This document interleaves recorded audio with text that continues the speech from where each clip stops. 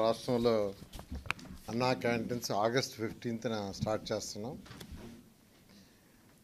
గత 2014-19 అప్పుడు ఈ అన్నా క్యాంటీన్స్ని పేదలు నిరుపేదల కోసం ప్రతి పేదవాడు కేవలం 5 రూపాయలతో చక్కటి భోజనం, ఆరోగ్యకరమైన భోజనం, మంచి ప్లేసులు అంటే తినే ప్లేస్ కూడా హైజీనిక్ గాను, తర్వాత చాలా ఆహ్లాదకరంగా ఉండాలని ఆ రోజు సీఎం గారు ఆదేశించడం, దానికి తగ్గట్టుగానే రాష్ట్రంలో 203 అన్నా క్యాంటీన్స్ యాక్చువల్గా ప్రారంభించడం జరిగింది.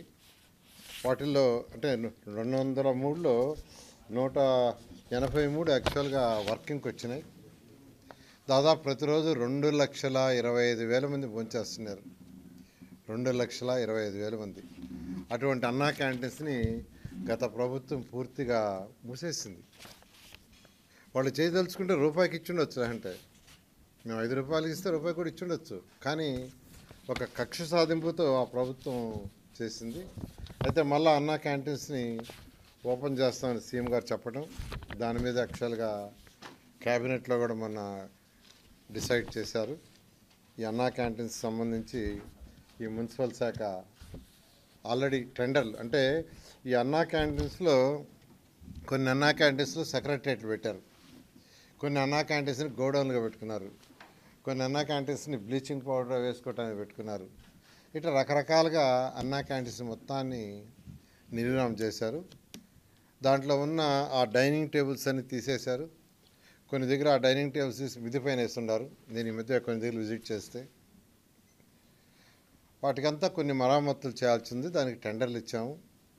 కొన్నిట్లో వర్క్ స్టార్ట్ అయింది, కొన్నిట్లో వర్క్ జరగబోతూ ఉంది.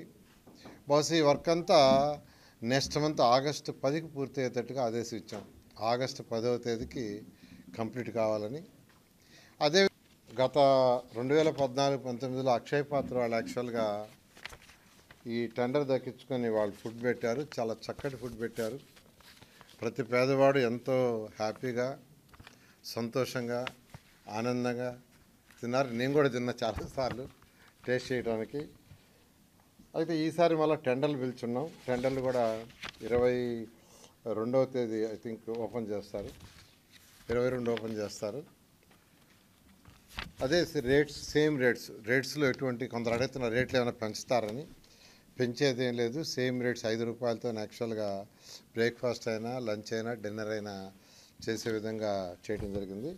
అంతేకాకుండా అన్ని అన్నా క్యాంటీన్స్ ఒకే మోడల్, ఒకే స్టాండర్డ్. అధికారులకు కూడా ఇప్పుడు యాక్చువల్గా వీడియో కాన్ఫరెన్స్ జరిగింది. రాష్ట్రంలో ఉన్న 123 మున్సిపాలిటీస్కి కమిషనర్స్తో ఈరోజు కాన్ఫరెన్స్ జరిగింది. ఒకే మోడల్ ఉండాలా, ఒకే సిస్టమ్ ఉండాలా, ఒకే క్వాలిటీ ఉండాలని ఆ విధంగా చేయమని యాక్చువల్గా ఈరోజు ఆదేశించడం జరిగింది.